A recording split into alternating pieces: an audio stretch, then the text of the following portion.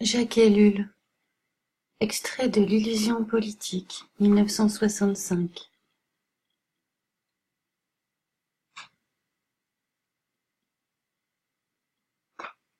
Tout penser en termes de politique, tout recouvrir par ce mot, en s'inspirant de Platon et de quelques autres pour les intellectuels, tout remettre entre les mains de l'État, faire appel à lui en toutes circonstances, déférer les problèmes de l'individu à la collectivité, croire que la politique est au niveau de chacun, que chacun y est apte. Voilà la politisation de l'homme moderne. Elle a donc principalement un aspect mythologique. Elle s'exprime dans des croyances et prend par conséquent aisément une allure passionnelle.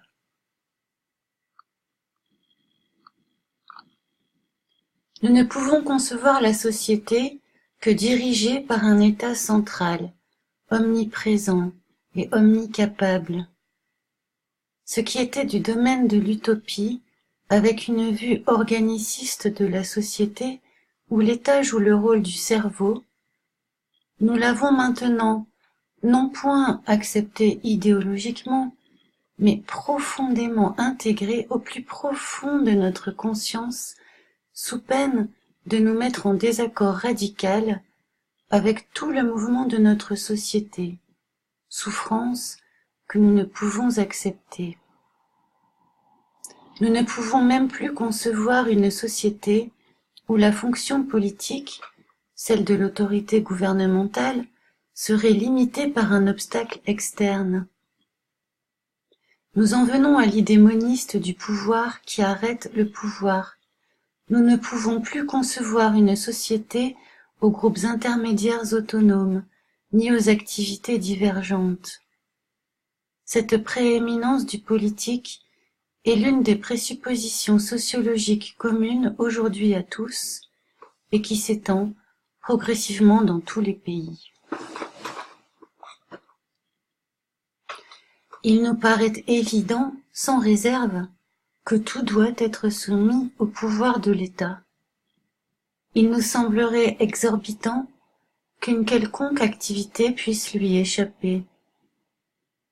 À la situation de fait de l'expansion des domaines d'intervention de l'État correspond exactement au fond de nous-mêmes la conviction qu'il doit en être ainsi.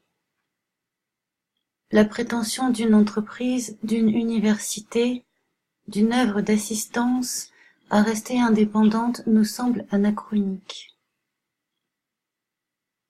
L'État incarne directement le bien commun, il est le grand ordinateur, le grand organisateur, celui vers qui converge toute la voix des peuples, et celui d'où partent toutes les solutions raisonnables, équilibrées, indépendantes des intérêts privés, par conséquent justes.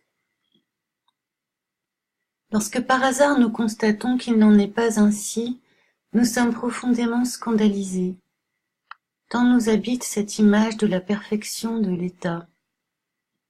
Il ne peut, à nos yeux, y avoir d'autre centre de décision dans un corps social. Encore une fois, ce n'est pas le fait seul qui compte, mais notre adhésion spontanée, notre justification interne du fait. Pour que le monde soit en ordre, il faut que l'État ait assumé tous les pouvoirs. Réciproquement, nous pouvons constater une bien curieuse attitude de certains sociologues ou psychosociologues pour qui tout phénomène d'autorité, à quelque niveau qu'il se situe, dans quelque groupe, de quelque façon qu'il s'exprime, n'est jamais qu'un accident dont le paradigme est l'État.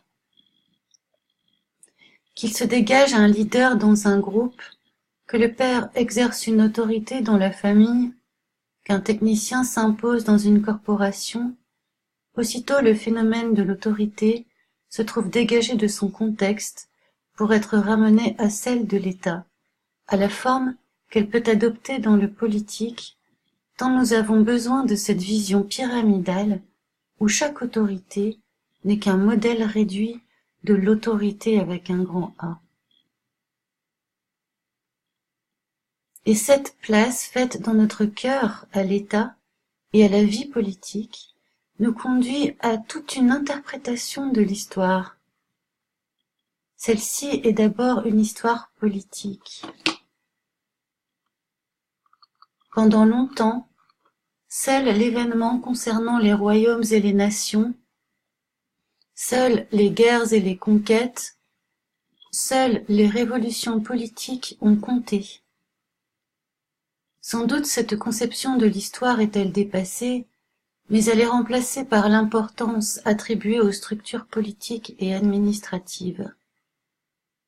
Une société n'a d'être qu'au travers de ses institutions, et ce sont elles qui ont le pas sur toute autre vue, malgré l'importance prise par l'histoire économique et sociale.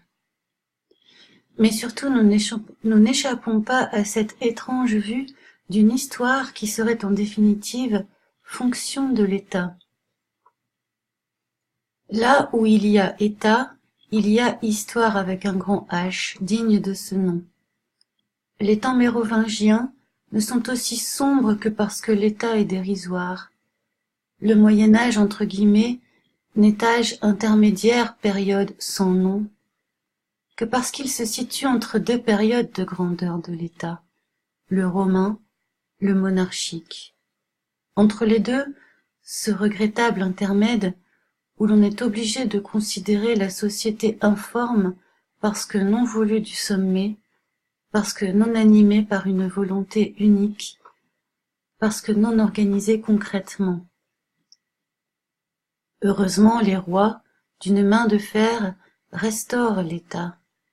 La France redevient une valeur sûre, et l'on compare la supériorité de ce mouvement à la dissolution incohérente du Saint-Empire. Bien sûr parce que démocrates, nous sommes contre l'autoritarisme monarchique de Louis XIV.